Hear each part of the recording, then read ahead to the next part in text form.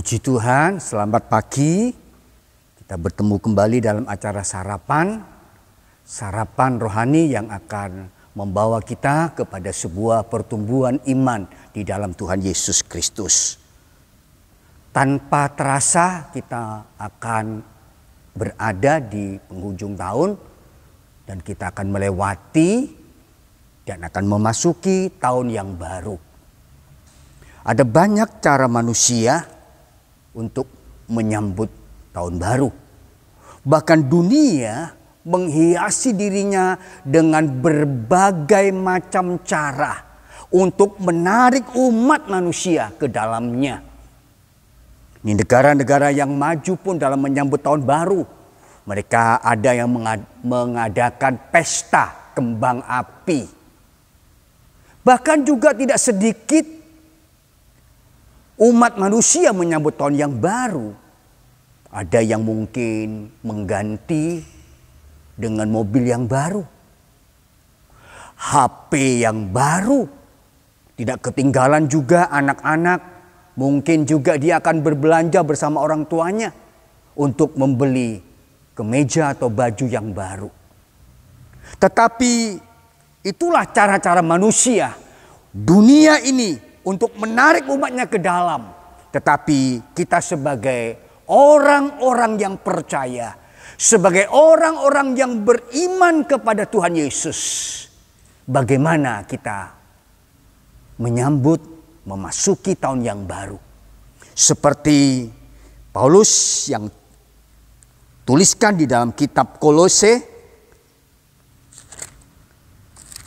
pasal yang ketiga.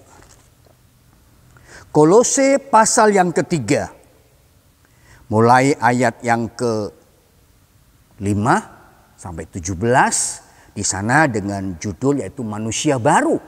Biarlah di tahun yang baru ini nanti, kita sebagai orang-orang yang percaya, kita akan memakai manusia yang baru. Saya bacakan di dalam Kolose pasal yang ketiga ayat yang ke-5. Karena itu, matikanlah dalam dirimu segala sesuatu yang duniawi, yaitu percabulan, kenajisan, hawa nafsu, nafsu jahat, dan juga keserakahan, yang sama dengan penyembahan berhala. Semuanya itu mendatangkan murka Allah atas orang-orang durhaka. Jadi manusia yang baru, kriteria yang Alkitab tulis, kita sudah jelas barusan kita membaca bersama. Sama dengan seperti mobil yang baru. Ada sesuatu yang menarik untuk yang dia perbuat untuk menarik konsumen atau pembeli.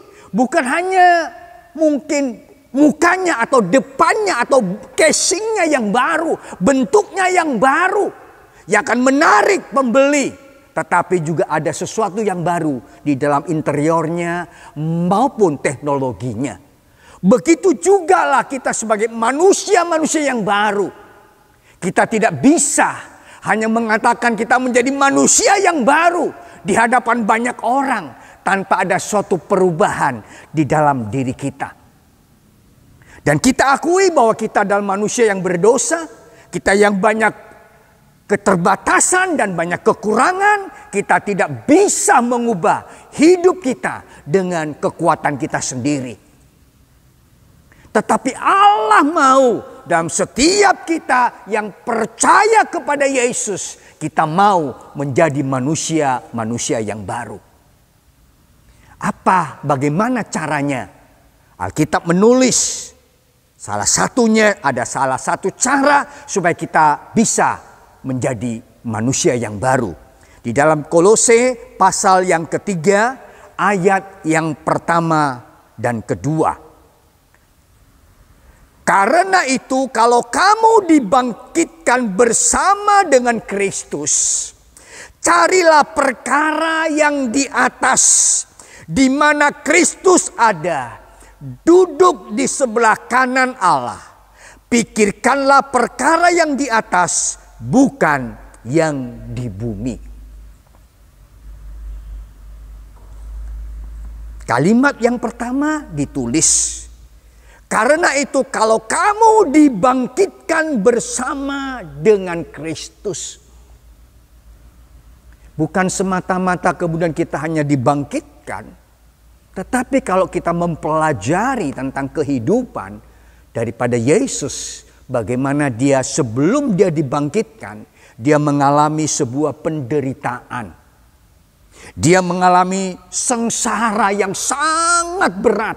Bahkan dia harus disalib. Dan dia mengalami sebuah kematian. Kebangkitan. Dan itulah yang Allah mau dalam setiap kehidupan kita. Justru itu Paulus katakan dengan keras. Kalau kamu dibangkitkan bersama dengan Kristus. Dibangkitkan bersama dengan Kristus. Carilah perkara yang di atas. Bukan tanpa alasan. Kenapa kok perkara yang di atas? Kok bukan yang di bawah? Karena Kristus bangkit dan dia naik ke sorga. Itulah sebabnya Paulus dengan tegas dan keras katakan. Carilah perkara-perkara yang di atas. Di atas di mana? Alkitab menulis dengan jelas. Di mana Kristus ada. Kalau sesuatu ada di atas, berarti kita di bawah. Kalau sesuatu ada di atas, kalau kita mau ke atas, tentunya perlu sebuah perjuangan. Dan perjuangan itu tidak cukup tanpa ada ketekunan. Misal kita mau naik sebuah gunung. Gak mungkin kita mau sampai ke puncak. Kalau kita tidak punya suatu perjuangan atau usaha atau ketekunan kita. Mungkin kita merasa capek sampai di tengah jalan. Mungkin kita mengalami juga jatuh atau tergelincir. Atau kita mengalami berbagai macam tantangan. Karena mungkin harus melewati jalan setapak atau apapun juga. Tetapi Alkitab menulis kepada kita, carilah perkara yang di atas di mana Kristus ada. Di mana Yesus ada di sorga, kita cari di sana. Tetapi apa yang kita dapatkan? Pada umumnya, orang-orang yang percaya hanya sampai di titik ini. Hanya cari perkara yang di atas, cari perkara yang di atas, cari yang perkara di atas. Tetapi tanpa kita memperhatikan, sudahkah kita sampai di atas? Apa yang akan kita lakukan? Adakah sesuatu yang kita lakukan setelah kita sampai di atas?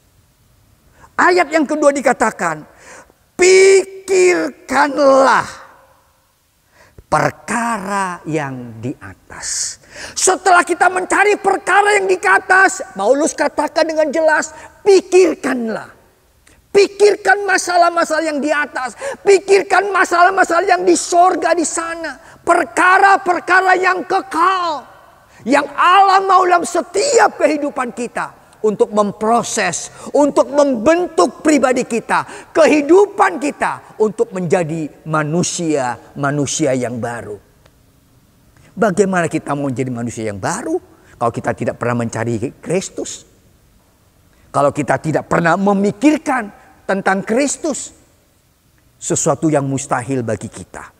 Tetapi percayalah, Roh Kudus akan tolong kepada setiap kita sebagai orang-orang yang beriman. Dan di tahun yang baru kita mau mengenakan manusia yang baru dengan melangkah untuk mencari Dia, mencari Kristus, mencari perkara-perkara yang di atas, dan kita memikirkannya, perkara-perkara yang di atas yang Allah mau di dalam setiap kehidupan kita. Puji Tuhan, biarlah renungan, sarapan pada pagi hari ini memberkati kita semua untuk membawa kita memasuki tahun yang baru dengan manusia yang baru. Tuhan Yesus memberkati.